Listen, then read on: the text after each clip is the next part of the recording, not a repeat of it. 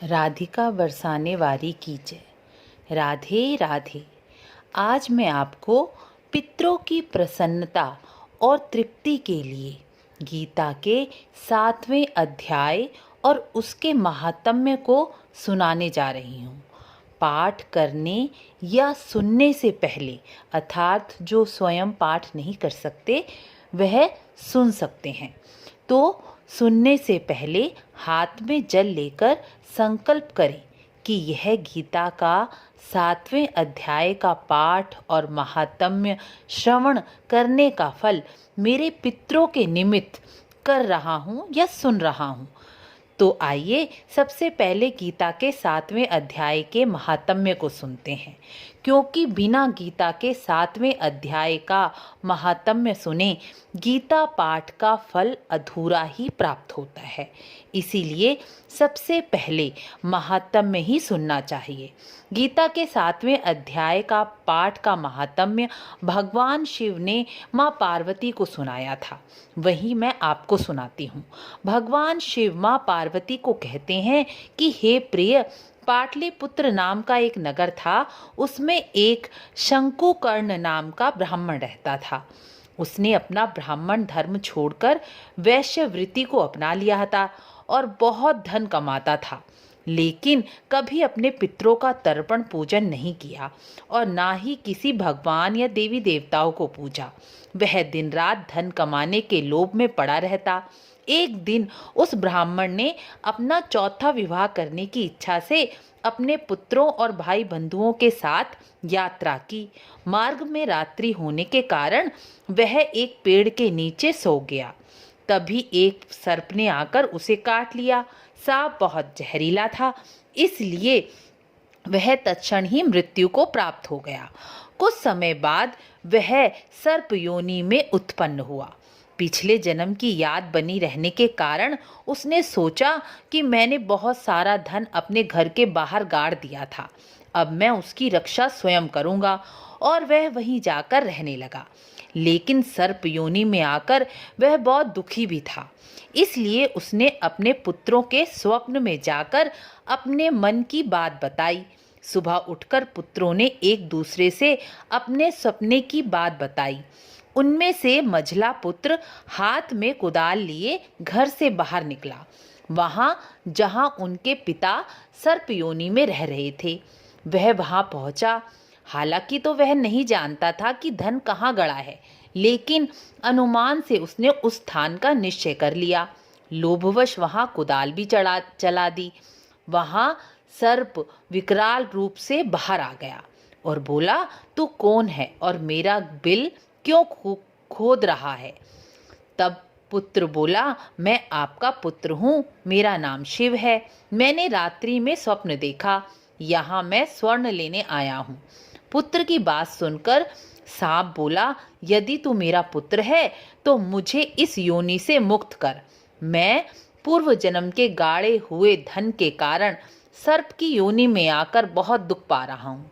पुत्र ने पूछा, पिताजी आपकी मुक्ति किस प्रकार होगी, उपाय बताइए। तब सर्प योनि में आए उस ब्राह्मण पिता ने पुत्र से कहा कि गीता के 7वें अध्याय के पाठ को छोड़कर मुझे कोई भी तीर्थ, दान, तप, यज्ञ मुक्त करने में असमर्थ है। केवल गीता के 7वें अध्याय का पाठ ही मुझे जन्म मृत्यु के दुख से दूर कर सकता है। इसलिए पुत्र श्राद्ध के दिनों में गीता के 7वें अध्याय के पाठ का फल और महात्म्य का फल मुझे देकर ब्राह्मण भोज कराने से मुझे निस्संदेह ही मुक्ति प्राप्त हो जाएगी। पिता के कहे अनुसार सभी पुत्रों ने गीता के 7वें अध्याय और महात्म्य का पाठ किया। तब शंकुकर्ण ब्राह्मण सर्प योनि को त्याग कर दिव्य शरीर धारण कर अपना धन पुत्रों को देकर दिव्य धाम को चले गए। पुत्रों ने भी उस धन को शुभ कार्यों में खर्च किया और स्वयं भी गीता के 7वें अध्याय का पाठ कर कर मोक्ष को प्राप्त हुआ। पार्वती ने यह गीता के 7वें अध्याय के पाठ का महात्म्य जो मैंने तुम्हें सुनाया है, उसे सुनने मात्र से ही मनुष्य सब पापों से मुक्त हो जाता है। गीता का 7वां अध्याय के पाठ का फल बिना महात्म्य सुने नहीं मिलता। इसलिए मैंने आपको सबसे पहले गीता के 7वें अध्याय का महात्म्य सुनाया। अब मैं आपको गीता के 7वें अध्याय ज्ञान विज्ञान योग के बारे में सुनाऊंगी।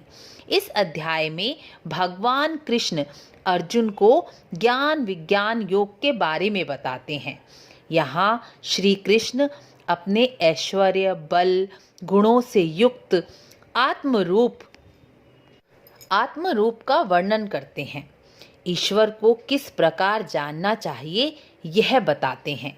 यहाँ ईश्वर अपनी महिमा बता रहे हैं, ऐसा नहीं समझना चाहिए, क्योंकि इसमें भी हमारा ही लाभ है। जब हम भगवान के ऐश्वर्य गुण और फिर उनके स्वभाव को जानकर उन्हें याद करेंगे या उन्हें भजेंगे, तभी हमारे दुख क्लेश विकार नष्ट होंगे और हमारा मन शुद्ध होगा।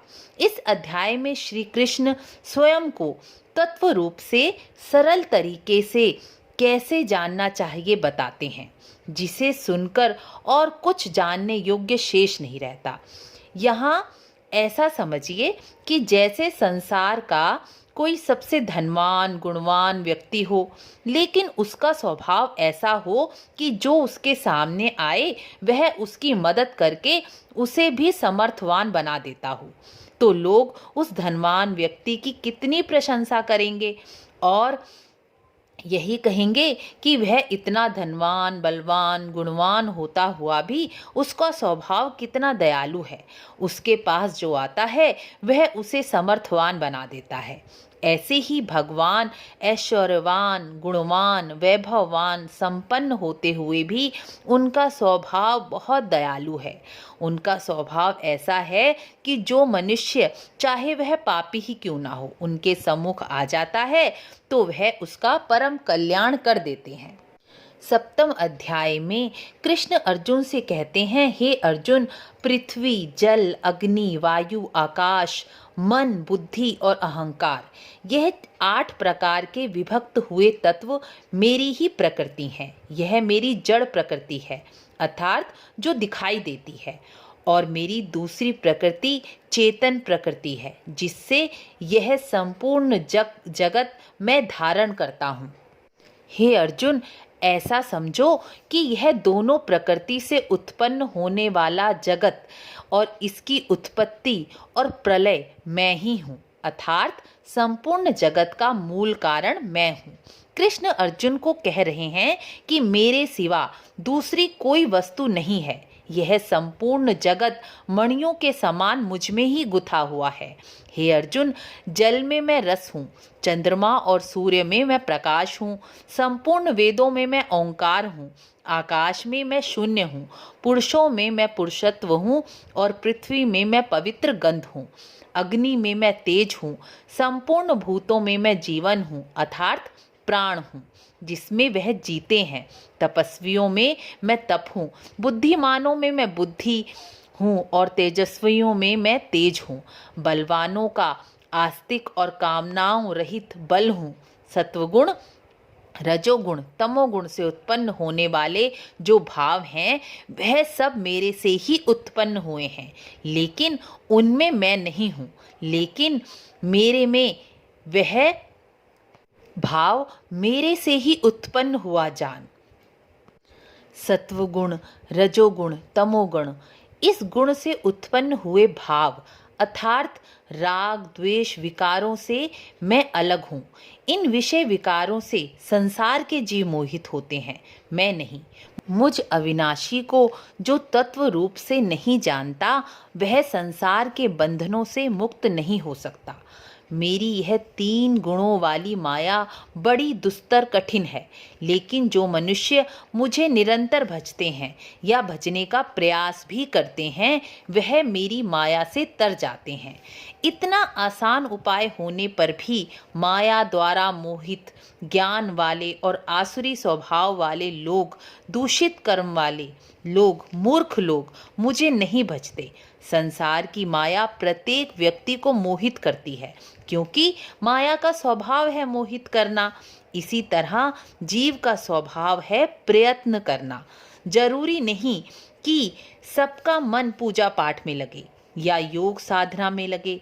श्री कृष्ण ने गीता में स्वयं तक पहुँचने के अब तक बहुत मार्ग कहे हैं, जैसे सांख्य योग, आत्मा व शरीर का भेद जानकर कर्म करना, ज्ञान योग, निष्काम कर्म योग, यानी अपने समर्थ अनुसार आप जैसे भगवान को भजना चाहें भज सकते हैं। जिस रास्ते से जाना हो जा सकते हैं, लेकिन मार्ग स्वयं आपको खुद तय करना पड़ेगा। फिर भी मनुष्य माया से मोहित हुआ रहता है। अपनी इच्छाओं कामनाओं की पूर्ति के लिए तो प्रयत्न करता है, लेकिन ईश्वर के लिए नहीं करता। ईश्वर के लिए चलने वाले लोग बहुत कम होते हैं। चलिए, मैं तो यह कहती हूँ कि यात्रा कामनाओं की पूर्ति के लिए ही करिए, लेकिन यात्रा शुरू तो करिए। यदि आप चलना ही शुरू नहीं करेंगे तो पहुँचेंगे कैसे? ईश्वर कृपा से यदि हम कामनाओं की पूर्ति के साथ यह भी इच्छा कर लें कि अब ईश्वर का प्रेम भी दिल में उतर आए। देखिए, मैं यह तो नहीं जानती कि इससे ईश्वर से प्रेम होगा या नहीं, लेकिन मनुष्य यानी हम इच्छा तो कर ही सकते हैं। मनुष्य का कार्य प्रयास करना है, इच्छा करना है। यह बात ही, या यह कह लीजिए कि यह कर्म ही मनुष्य बहुत आसानी से कर सकता है। बाकी कर्म करने में बहुत कठिनाई हो सकती है, लेकिन यह इच्छा करने में कोई कठिनाई नहीं होगी। हमारे मन में संसार की तरह तरह की इच्छाएं तो आती जाती रहती हैं ना। इसीलिए यदि हम उन इच्छाओं में एक इच्छा और जोड़ दें और भगवान से प्रार्थना करते रहें कि हमें भी ईश्वर से, कृष्ण से ऐसा प्रेम हो जैसा हम अपने बच्चों के प्रति या अपनी गृहस्थी से, संसार में ना जाने किन किन वस्तुओं से कर बैठते हैं, लेकिन बस कृष्ण से प्रेम नहीं है। यहाँ कृष्ण हमारे प्रयत्न की बात कर रहे हैं। 7वें अध्याय में कृष्ण प्रयत्न, हमारा प्रयास कैसा है, इसके बारे में बताते हैं कि आप मुझे प्राप्त करने के लिए क्या प्रयत्न कर रहे हैं, उससे भगवान प्रभावित होते हैं।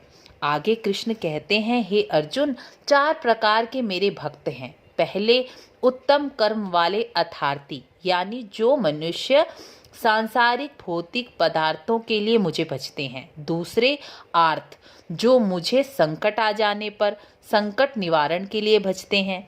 तीसरे, जिज्ञासु, और चौथे, ज्ञानी, यानी जो निष्काम भाव से मुझे जानने की इच्छा से मुझे भजते हैं। चारों में मुझे ज्ञानी भक्त अति प्रिय है, जो मुझे तत्व से जानकर मुझ में ही विलीन होने की इच्छा रखता है। देखिए, संसार में भी यदि कोई प्रेमिका अपने प्रेमी को अपनी भौतिक इच्छाओं के लिए या उसकी सुंदरता के लिए या संकट में आने पर संकट दूर करने के लिए प्रेम करे, तो प्रेमी को वह प्रेमिका अच्छी लगेगी या वह प्रेमिका अच्छी लगेगी जो उसे जानने के लिए, उसके सुख के लिए, उसी की इच्छा के अनुरूप चलेगी, वह अच्छी लगेगी।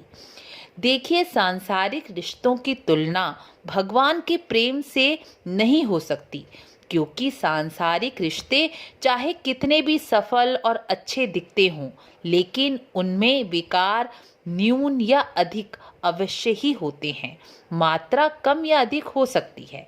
यह सब बातें सरल तरीके से हम समझ पाएं, इसलिए ऐसा उदाहरण दे रही हूँ कि भगवान भी उसी भक्त को अधिक प्रिय मानते हैं जो उनके लिए उन्हें भजते हैं या उन्हें भजने के लिए प्रयास करते हैं।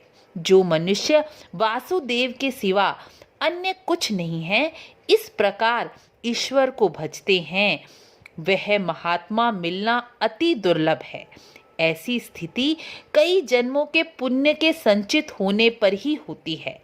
भगवान श्री कृष्ण कहते हैं, जो सांसारिक मनुष्य ज्ञान से भ्रष्ट है, अर्थात सांसारिक कामनाओं की पूर्ति के लिए ही देवताओं का पूजन करते हैं, वह जिस देवता का पूजन करते हैं, उन मनुष्यों की श्रद्धा मैं उस देवता में स्थिर कर देता हूँ। क्योंकि श्रद्धावान मनुष्य जिस देवता की इच्छित कामना के लिए पूजन करता है, उसकी इच्छित कामना निस्संदेह पूरी होती है, क्योंकि श्रद्धावान ही फल पाता है। लेकिन वह ज्ञान से भ्रष्ट हुए सांसारिक मनुष्य की कामनाएं और वह स्वयं भी नाशवान है, ऐसा मनुष्य नहीं समझता। लेकिन जो मेरे भक्त हैं, जो मुझे ही भजते हैं, वह मुझे ही प्राप्त होते हैं। ऐसा होने पर भी सभी मनुष्य मुझे नहीं भजते, क्योंकि बुद्धिहीन मनुष्य मेरे अविनाशी तत्व को नहीं जान पाते और जन्म मरण के चक्कर में फंसे रहते हैं और सांसारिक भोगों को ही सब कुछ समझते हैं। जो मनुष्य जन्म मरण के चक्कर से छूटने के लिए प्रयत्न करते हैं, वही मेरे संपूर्ण अध्यात्म तत्व और संपूर्ण कर्मों को जानते हैं। जैसे ये समझिए कि जैसे भाप, बादल, पानी और बर्फ सभी जल स्वरूप ही हैं, वैसे ही आदि भूत, आदि देव और आदि यज्ञ सब कुछ वासुदेव है। ऐसा जो जानते हैं वही मुझे प्राप्त होते हैं।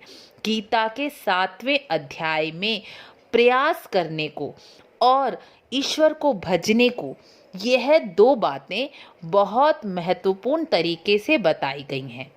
इसीलिए हमारा भी यह कर्तव्य है कि हमारा मन लगे, ईश्वर भक्ति में मन लगे या ना लगे, लेकिन हमें प्रयास अवश्य ही करना चाहिए। जब मनुष्य सच्चे मन से प्रयास करेगा तो एक दिन ईश्वर उनकी सहायता ज़रूर करेंगे। गीता का 7वां अध्याय पूर्ण हुआ। वीडियो अच्छी लगी हो तो लाइक, शेयर, सब्सक्राइब करना ना भूलें। राधे राधे।